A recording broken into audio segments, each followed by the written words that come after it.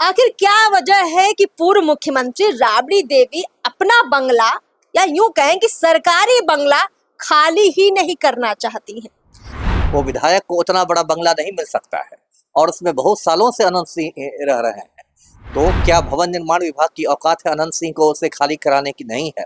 जीतन राम मांझी को दिल्ली में भी एक बंगला आवंटित है क्योंकि वो भारत सरकार के मंत्री हैं, और पटना में भी एक बंगला आवंटित है क्योंकि वो पूर्व मुख्यमंत्री हैं। राबड़ी देवी को इसलिए एक फायदा ये हो गया कि एक तो जो लालू परिवार थोड़ा बिखर रहा था वो सारे भाई बहनों में पारिवारिक प्रेम पनपने लगा। जो एक पियून अपना रिटायरमेंट लेता है, तुरंत उससे वो सरकारी एक कमरे का आवास खाली करा लिया जाता है चुटकियों में। LK आडवाणी ना विधायक है, ना सांसद है, कुछ नहीं है, ना मंत्री है, लेकिन उनको दिल्ली के एकदम VIP एरिया में, जिसको लुटियंस जोन कहते हैं, वहाँ एक सरकारी बंगला मिला हुआ है।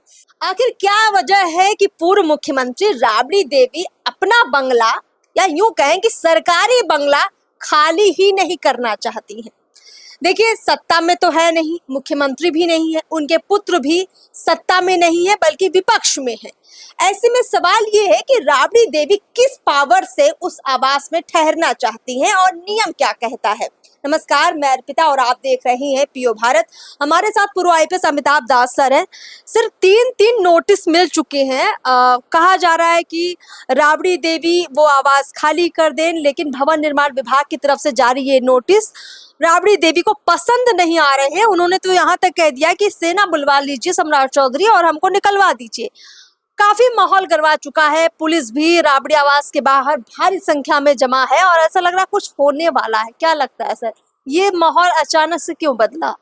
नहीं, ये तो टकराव की स्थिति आ गई है, जो कोई बहुत अच्छी चीज नहीं है लोकतंत्र के लिए। लोकतंत्र में पक्ष है तो विपक्ष भी है, सबको सबका सम्मान करना चाहिए। देखिए, दर्शकों को मैं बता दूं, ये जो राबड़ी देवी है पटना में 10 सर्कुलर रोड के बंगले में बहुत सालों से रह रही है, पूरा लालू परिवार। और ये जो जी 2 दशक हो गए, और ये जो बहुत लोग सोचते हैं कि उनको पूर्व मुख्यमंत्री के रूप में ये है, लेकिन ऐसा नहीं है। उनको विधान परिषद में विपक्ष के नेता के रूप में भी ये बंगला आवंटित है। अब देखिए, जब पलटू राम ही मुख्यमंत्री थे तो उसी समय राबड़ी देवी को भवन निर्माण विभाग ने ये मकान खाली करने के लिए कहा था, और उनको एक अलग बंगला जो इससे छोटा है 39 हार्डिंग रोड 39 हार्डिंग रोड आवंटित किया गया। अब 2-3 दिन पहले एक नई बात हुई है। नई बात ये हुई है कि जो 10 सर्कुलर रोड वाला बंगला है वो बिहार सरकार के एक मंत्री महोदय है नंद किशोर राम, उनको आवंटित कर दिया गया है। तो और थोड़ा दबाव बढ़ाने की कोशिश की गई है। उसके बाद देखिए, राबड़ी देवी से पूछा गया, मीडिया ने पूछा तो उन्होंने कहा कि मैं नहीं खाली करूंगी, आप फोर्स भेज के खाली करा लीजिए। कल पटना पुलिस वहां गई भी थी और एक महिला DSP गई थी, कुछ बात हुई, लेकिन कल ऐसा मतलब खाली कराने का प्रयास नहीं किया। अब इसमें 2-3 बातें हैं। एक बात तो ये है कि सरकार को ऐसे टकराव से बचना चाहिए, क्योंकि एक मैसेज ये जा रहा है कि जानबूझकर जो सरकार है वो लालू राबड़ी को मतलब अपमानित कर रही है ना। क्योंकि बिहार, देखिए, भवन निर्माण विभाग में यदि ऐसे देखा जाए तो बहुत सारे गलत सलत आवंटन हुए हैं। मैं अनंत सिंह की बात करता हूँ, जो माफिया डॉन भी है और मोकामा के विधायक भी हैं। आप उनका जो अभी वाला सरकारी आवास देखिएगा, वो बिल्कुल मंत्री वाला बंगला है। वो विधायक को उतना बड़ा बंगला नहीं मिल सकता है, और उसमें बहुत सालों से अनंत सिंह रह रहे हैं। और अभी जो मोकामा विधायक के रूप में जो उनको फ्लैट आवंटित हुआ है, उसमें वो जा नहीं रहे। कहते हैं कि घोड़ा कहाँ बांधेंगे, हाथी कहाँ बांधेंगे। तो क्या भवन निर्माण विभाग की औकात है अनंत सिंह को उसे खाली कराने की? नहीं है। इसी तरह देखिए, जीतन राम मांझी को दिल्ली में भी एक बंगला आवंटित है क्योंकि वो भारत सरकार के मंत्री हैं, और पटना में भी एक बंगला आवंटित है क्योंकि वो पूर्व मुख्यमंत्री हैं। तो पटना वाला बंगला तो उनको खाली करवाना चाहिए ना। एक आदमी कितने बंगले में रहेगा? यदि वो पटना आए तो वो गेस्ट हाउस में रह सकते हैं, राजकीय अतिथि गृह में रह सकते हैं। तो ये जो सरकार के दोहरे मापदंड है, मतलब राबड़ी देवी इसीलिए अड़ी हुई है कि जब बिहार सरकार के अंदर बहुत सारे मंत्रियों को इस तरह से जो आवास आवंटित है वो खाली नहीं कर रहे हैं, तो उनके साथ ही ये रवैया क्यों?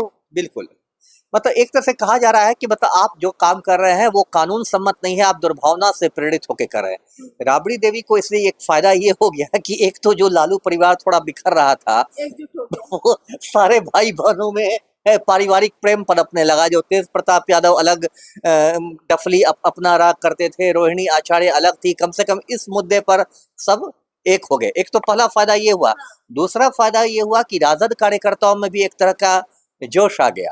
जैसे जो मंगनी लाल मंडल है प्रदेश अध्यक्ष राजद के, उनका बयान भी पिछले साल आया था कि भाई हम लोग खाली नहीं करेंगे, और यदि राबड़ी देवी ने इनकार कर दिया तो सैकड़ों राजद कार्यकर्ता आ जाएंगे, घेर लेंगे, उसके बाद पुलिस आएगी, आंसू गैस, लाठी चार्ज, वज्र वाहन, और फिर भारत उसका सीधा प्रसारण टीवी चैनल्स करेंगे।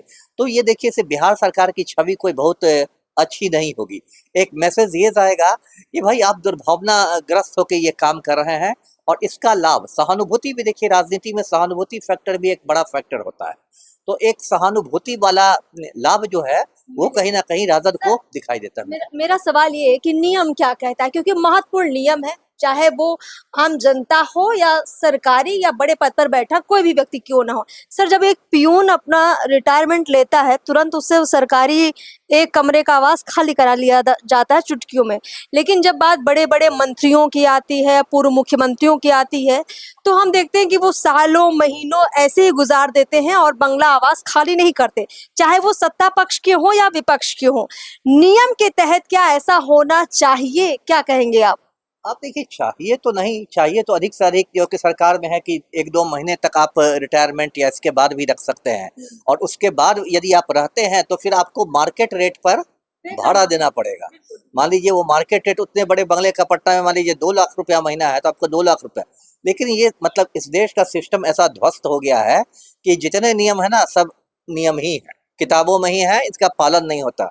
और सरकार के पास इतनी असीम शक्तियां हैं कि सरकार किसी भी विशेष परिस्थितियों में किसी को भी कुछ दे देती है। जैसे आज की तारीख में बताता हूँ, LK आडवाणी ना विधायक है, ना सांसद है, कुछ नहीं है, ना मंत्री है, लेकिन उनको दिल्ली के एकदम VIP एरिया में, जिसको लुटियंस जोन कहते हैं, वहाँ एक सरकारी बंगला मिला हुआ है, क्योंकि सरकार ने एक पुछल्ला लगा दिया कि भाई इनको आतंकवादियों से खतरा है और इनकी सुरक्षा की दृष्टि से सरकार इनको विशेष परिस्थितियों में आवंटित करती। तो सरकार के पास इतनी मतलब शक्तियां होती हैं कि वो अपने नियमों को ही बाईपास कर जाती है। और कुछ कुछ शब्द है सरकार में कि विशेष परिस्थितियों को देखते हुए और नियमों को शिथिल किया जाता है, और ये वो, और इसमें सरकार इस तरह से कर देती है। लेकिन नियम जो है तो कायदा तो देखिए सब पर, सही कहा आपने, चपरासी हो, मंत्री हो, सब पर तो सेम कानून लागू होना चाहिए। जी चलिए सर, बहुत बहुत शुक्रिया हमसे बातचीत करने के लिए। कुल मिलाकर अब ये मामला जो है अहम का बन चुका है, टकराव का बन चुका है, और ये दिखाने का भी बन चुका है कि किसमें कितना दम है, कितनी पावर है। देखते हैं कि सम्राट चौधरी के शासन में राबड़ी देवी इस मामले में कितना मजबूती से खड़ी होती है, और वाकई में वो बंगला खाली करेंगी या नहीं करेंगी, और क्या जबरन वाकई में सम्राट चौधरी राबड़ी आवास खाली करवाएंगे। खबर पर पूरी नजर लगातार बनी हुई है, देखते रहिए PO भारत। नमस्कार।